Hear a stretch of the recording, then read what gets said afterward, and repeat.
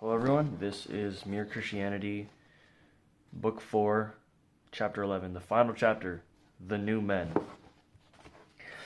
In the last chapter, I compared Christ's work of making new men to the process of turning a horse into a winged creature. I use that extreme example in order to emphasize the point that it is not mere improvement but transformation. The nearest parallel to it in the world of nature is to be found in the remarkable transformations we can make in insects by applying certain rays to them. Some people think this is how evolution worked.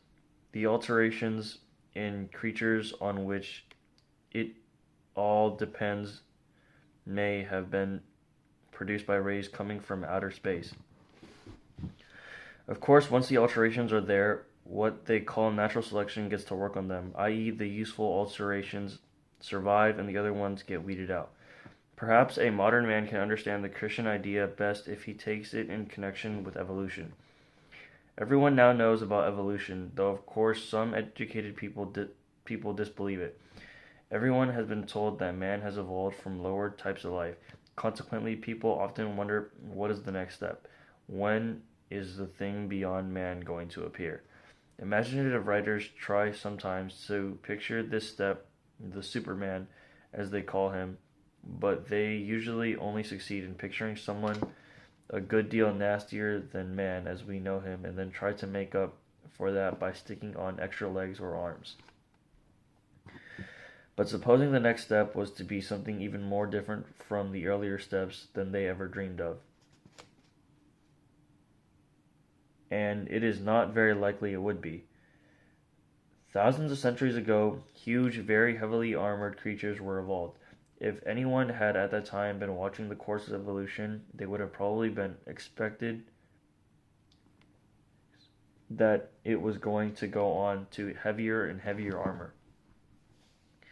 But he would have been wrong. The future had a card up its sleeve which nothing at the time would have led him to expect. It was going to spring on him little naked unarmored animals which had better brains, and with those brains were going to master the whole planet.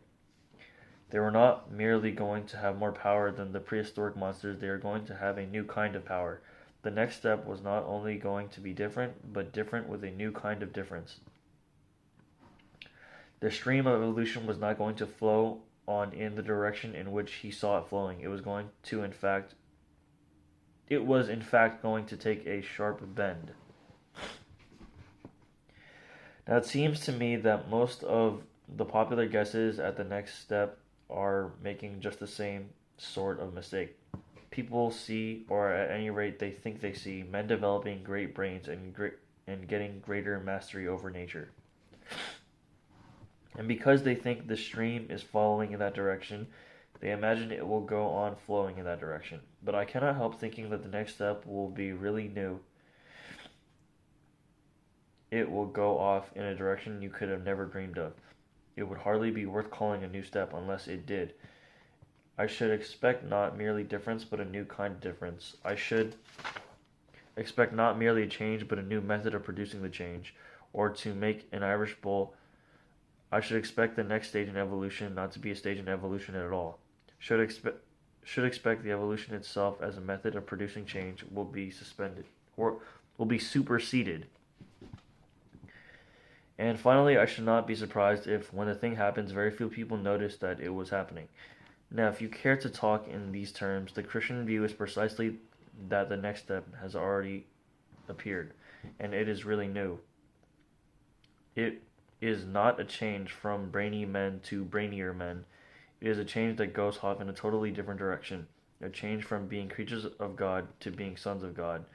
The first instance appeared in Palestine 2,000 years ago. In a sense, the change is not evolution at all, because it is not something arising out of the natural process of events, but something coming into nature from outside. But that is what I should expect. We arrive at our idea of evolution from studying the past. If there are real novelties in store, then of course our idea based on the past will not really cover them. And in fact, this new step differs from all previous ones, not only in coming from outside nature, but in several other ways as well. Number one, It it is not carried on by sexual reproduction. Need we be surprised at that? There was a time before sex had appeared, development used to go on by different methods. Consequently, we might have expected that there would come a time when sex disappeared, or else, which is what is actually happening, a time when sex, though it continued to exist, ceased to be the main channel of development. Number two, at the earliest stages, living organisms had either no choice or very little choice about taking the new step. Progress was in the main something that happened to them, not something that they did. But the new step, the step from being creatures to being sons, is voluntary. At least voluntary in one sense. It is not voluntary in the sense that we of ourselves could have chosen to take it or could have imagined it, but it is voluntary in the sense that when it is offered to us, we can refuse it. We can, if we please, shrink back, we can dig in our heels and let the new humanity go on without us. Number three, I have called Christ the first instance of the new man. But of course he is something much more than that. He is not merely a new man, one specimen of the species, but the new man. He is the origin and the center of life of all the new men. He came into the created universe of his own will, bringing with him the Zoe, the new life. I mean, new to us, of course. In its own place, Zoe has existed forever and ever, and he transmits it not by heredity, but by what I have called good infection. Everyone who gets it by personal contact with him.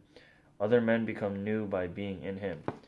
Number four, this step is taken at a different speed from the previous ones compared with the development of man on this planet. The diffusion of Christianity over the human race seems to go like a flash of lightning. For 2,000 years is almost nothing in the history of the universe. Never forget that we are all still the early Christians.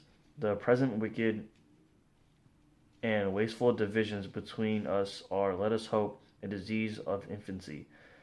We are still teaching. The outer world, no doubt, thinks just the opposite. It thinks we are dying of old age. But it was thought that very often before, again and again, it has thought Christianity was dying. Dying by persecutions from without and corruptions from within. By the rise of Mohammedism.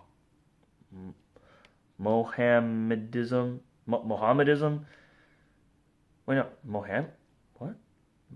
Mohammedism, the rise of physical sciences, the rise of great anti-Christian revolutionary movements. But every time the world has been disappointed,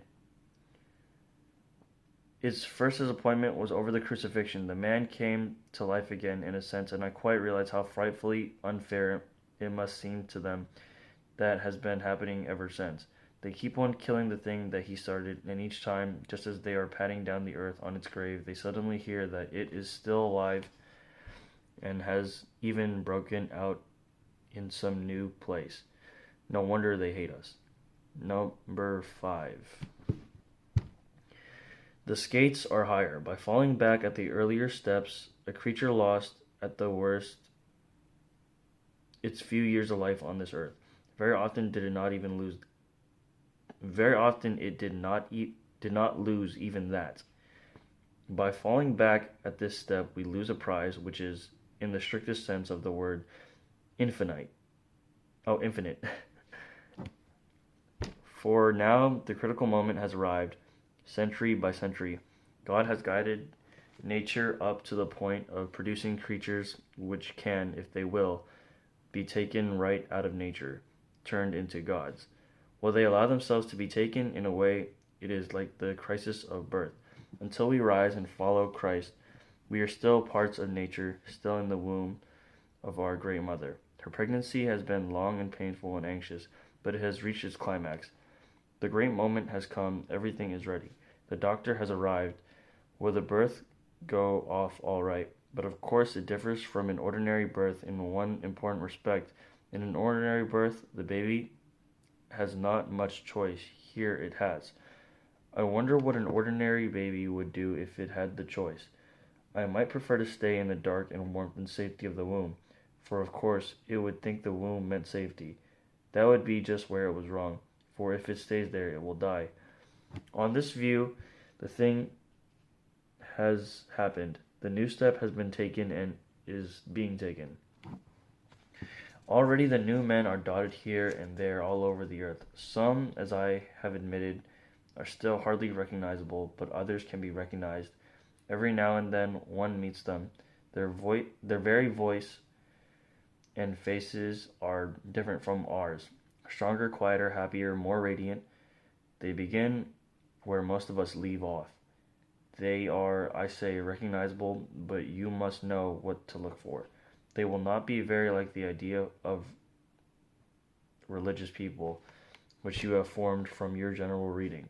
They do not draw attention to themselves. You tend to think that you are being kind to them when they are really being kind to you. They love you more than other men do, but they need you less. You must get over wanting to be needed. In some goodish people, especially women, that is the hardest of all temptation to resist. They will usually seem to have a lot of time.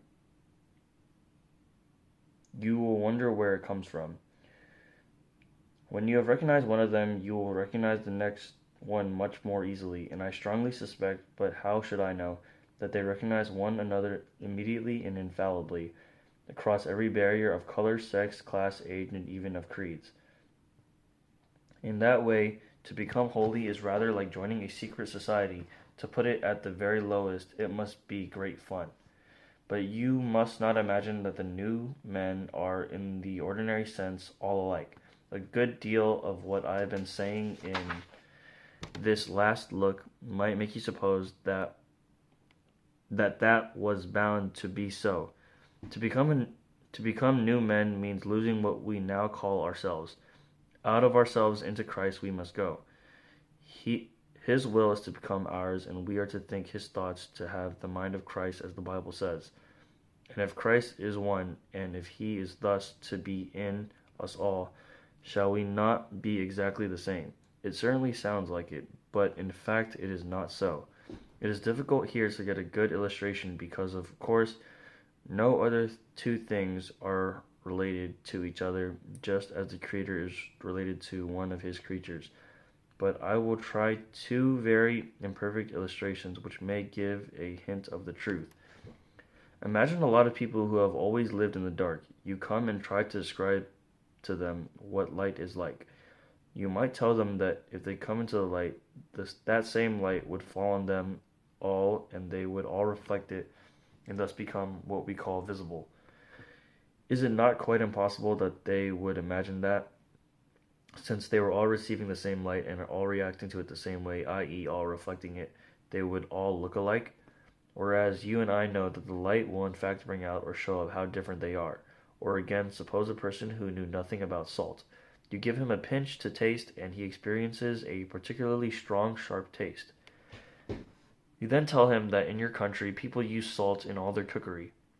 Might he not reply, in that case, I suppose all your dishes taste exactly the same, because the taste of that stuff you have given me is so strong that it will kill the taste of everything else. But you and I know that the real effect of salt is the exact opposite. So far from killing the taste of eggs and the tripe and the cabbage, it actually brings it out. They do not show their real taste till you have added the salt. Of course, as I warned you, this is not really a very good illustration, because you can, after all, kill the other taste by putting in too much salt, whereas you cannot kill the taste of a human personality by putting in too much Christ. I am doing the best I can. It is something like that with Christ and us. The more we get what we now call ourselves out of the way and let him take us over, the more truly ourselves we become. There is so much of him that millions and millions of little Christs, all different, will still be too few to express him fully. He made them all. He invented, as an author invents characters in a novel, all the different men that you and I were intended to be. In that sense, our real selves are all waiting for us in him. It is no good trying to be myself without him. The more I resist him and try to live on my own, the more I become dominated by my own heredity and upbringing and surroundings and natural desires. In fact, what I so proudly call myself becomes merely the meeting place for trains of events which I never started and which I cannot stop. What I call my wishes become merely the desires thrown up by my physical organism or pumped into me by other men's thoughts or even suggested to me by devils. Eggs and alcohol and a good night's sleep will be the real origin of what I flatter myself by regarding as my own highly personal and discriminating decision to make love to the girl opposite to me in the railway carriage. Propaganda will be the real origin of what I regard as my own personal political ideas. I am not, in my natural state, nearly so much of a person as I like to believe. Most of what I call me can be very easily explained. It is when I turn to Christ, when I give myself up to His personality, that I begin to have a real personality of my own. At the beginning, I said there were personalities in God. I will go further now. There are no real personalities anywhere else. Until you have given yourself to Him, you will not have a real self. Sameness is to be found most among the most natural men, not among those who surrender to Christ. How monotonously alike all the great tyrants and conquerors have been, how gloriously different are the saints. But there must be a real giving up of the self. You must throw it away blindly, so to speak. Christ will indeed give you a real personality, but you must not go to Him for the sake of that. As long as your own personality is what you are bothering about, you are not going to Him at all. The very first step is to try to forget about the self together. Your real new self, which is Christ's and also yours, and yours just because it is His, will not come as long as you are looking for it. It will come when you are looking for Him. Does that sound strange? The same principle holds, for more everyday matters. Even in social life, you will never make a good impression on another person until you stop thinking about what sort of impression you are making. Even in literature and art, no man who bothers about originality will ever be original, whereas if you simply try to tell the truth without caring two opens how often it has been told before, you will 9 times out of 10 become original without ever having noticed it. The principle runs through all life from top to bottom. Give up yourself and you will find your real self. Lose your life and you will save it. Submit to death of your ambitions and favorite wishes every day, and death of your whole body in the end. Submit with every fiber of your being and you will find eternal life.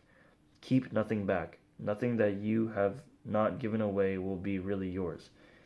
Nothing in you has not died will ever be raised from the dead. Look for yourself, and you will find in the long run only hatred, loneliness, despair, rage, ruin, and decay. But look for Christ, and you will find Him, and with Him everything else thrown in. The end.